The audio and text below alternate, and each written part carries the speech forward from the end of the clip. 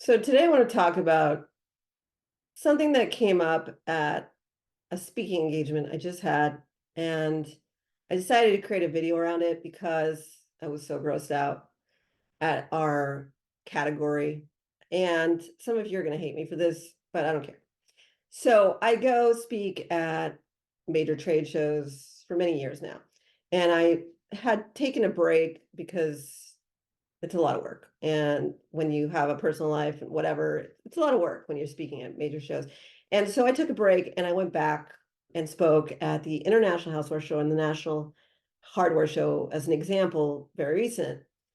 And people were coming up to me to talk about opportunities, deals, and so forth, because obviously I've been doing this a long time and maybe they want to work with my clientele and so forth. So I talk to a lot of people at these shows while I'm also a speaker.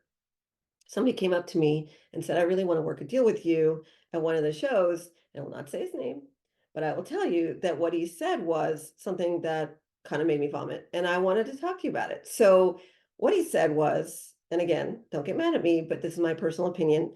And also, I'm pretty good at this. So, just flow with me. He was basically saying that he helps product companies and he's obsessed with helping everybody and so forth. And then he does sales and he gets them into all the major retailers and so forth. And so then I inquired a little bit more. So he was like a rep agency, but kind of distributor, but the big dog and all these things. The problem is that when I dug deeper, what I found out was that he is the company of record. Every time he sells something, he is the company of record.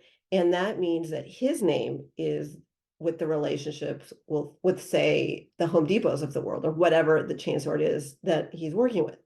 So what that means is he built up relationships with somebody at these chain stores. And then what he does is he finds people like you at shows or wherever, online or however he does. And there's no knocking him. And I told it to his face and we argued about it. And I'm laughing about it still because laughing, vomiting, because it's my personality. I have a love for you guys. I've been doing this a long time. I like educating people. Basically, the guy was saying, I'm the company of record after I dug deep, after all the big love for all of you guys. And really what that means is he gets all the credit from the buyers. So if something happened where he takes your product and he's the company of record, then you don't get the opportunity to actually ever have that relationship with buyer. If you don't have that relationship with buyer, that guy keeps making a lot of money off your beautiful product. Now, some of you don't care. That's totally cool. You just want to make money. There's a lot of you who do care. Maybe you created this product, or maybe it's somewhat new innovation, or maybe you've been succeeding at it and this pays your bills, and maybe you don't want it to go away. The problem with company of record is when you go to people who are actually the ones who are interacting with the buyers and dealing with the whole thing, they basically are running the ship, and a lot of things can happen long term. Now, it doesn't always happen, and sometimes it's great. You can say that I got in these stores, but I'm in the business of making money. So I'm just going to tell you straight up, being not the company of record is just going to hurt you in the long run, I believe. Now, you can yell at me, all of you who watch this, but I believe that it's harming you in the long run. Here's my feeling about it. First of all, if you are relating to the buyer and you build that bond, you can sell her a lot of other products under your company, under your brand name. If something happens to this guy, you're not in trouble. That's number one. So logistically speaking, I like to own the buyer relationship. Number two, I've been teaching people who have no business selling to anyone. Seriously. Some of you literally are like, can barely articulate things. You're not salespeople. You're other things. You're magical in other ways. You're not necessarily salespeople. I have started my career helping the creative types learn how to sell. If I can convince you, it's that there are strategies that will not traumatize you or scare you to death that can help you get into chain stores very easily. It doesn't mean there's a guarantee. You have to have a good product. There's a lot of reasons why a product doesn't get into stores, timing. There's so many explanations around that's different videos. But the bottom line is, I know firsthand from years of doing this, many years of doing this, that you can conceivably get your products in stores without any sales experience, buyer relationships, and no patents, one SKU. I've seen it all over the years. So I personally am a little arrogant about it because I know it's not that hard. When I started selling to chain stores back in early 2000s, I got hired by a manufacturer. He's one of the top manufacturers in New York. It was a big deal. It was a big opportunity. The guy didn't really give me any strategies. I had to learn myself. I was pretty annoyed about that because some people start businesses and then they don't help their reps. I don't understand that.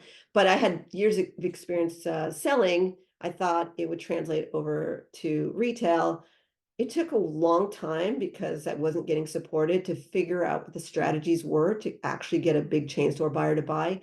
And when I figured it out, it was so silly, so stupid, so ridiculous. But I was really cranky about it that nobody explained it to me, which is why I started selling a ton of products and being very successful at the business for many years. And then I started teaching that formula years later, ironically, never intentional to be doing this. But that's how it all started. I figured out that it wasn't that hard. So number two is when I figured it out, I did really well, and it had nothing to do with my sales experience, which is why I've been doing this business for so long. And a lot of people have gotten into chain stores because of my information over the years. You can take a look at all of our testimonials and proof and so forth, and why I do it year over year, because it keeps helping people get into stores, and that's what I want. So number two is I looking at him and he's telling me, oh, it has to be the company of record because they're not smart or they don't understand retail. And I'm like, come on, man, I can teach somebody in a weekend how to get products in stores. So I'm already annoyed with this guy, but he's basically feeding off your fear. And that's number three. Your fear is overwhelming you, and you're picking people to run your business that maybe aren't that smart or aren't that great or aren't that good. No offense, but a lot of people in the consumer product space are a gunky, and I honestly believe that. And I can tell the stories, and I'll be creating a lot of videos on these topics. But what I will say to you is that I would tell you that everything he was saying and all the words he was using was completely fear-based and making people think that it's the hardest, biggest, most challenging thing in the whole wide world. And a lot of times you guys aren't going after stores and doing the work in-house or whatever, running the whole show because of all the horror stories and scary stuff and all sorts of stuff. So I basically am telling you that ignore the fear, ignore the stories, ignore the people who went bankrupt because of whatever. I can go on why they went bankrupt after creating a product and selling to chain stores. That was mostly their fault. But at the end of the day, not always, and not always, don't yell at me, but not always, but a lot of times that's what's going on. So the bottom line is it's a very fear-based reality, and I don't like it.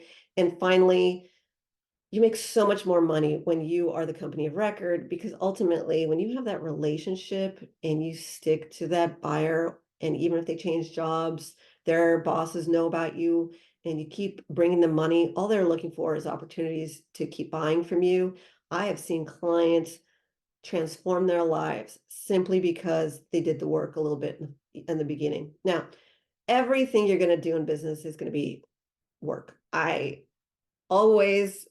been traumatized at how many times I've had to change my website and all the things. There's so many changes in business. It's always going to be complicated. However, with retail, it's generally been a lot of the same stuff over the years. And so even though the big changes are occurring with retail, you can see what I believe in the state of retail, another video. I've talked a lot about these different things. But the bottom line is that I am telling you that this is an incredible opportunity for you to get your products into stores. And I really believe that you'll make so much more money to build out your brand professionally, because you guys are assuming it's really hard, miserable, complicated. And then you can build it out in a way that's ideal for you. Because here's the other part of our industry.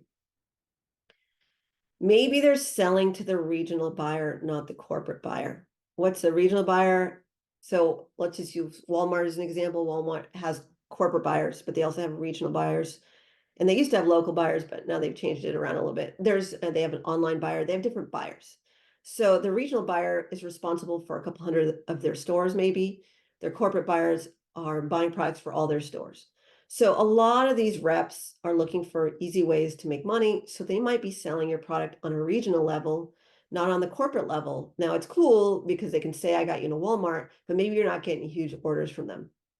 And so that's something to consider because maybe they don't know how to get the corporate buyer to buy. And so we teach strategies on how to work with the corporate buyer, regional buyer, and so forth. And also with the online buyer, because they're all different experiences. A lot of you don't know that the corporate buyer, there's big money in it, regional buyers, not so much, but decent.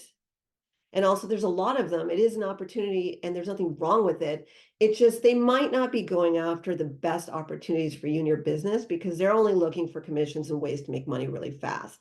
And so they're not actually thinking about the health and longevity of your business or for you to be able to sell it to one day. And so there's a lot of nuances that if you can contain it a little bit, it could be a big difference in your life. And it doesn't have to be you. It could be someone else in how, whatever it is. And I'm not saying that you can't work with reps. I'm just saying a lot of people have their own self-interest with your products.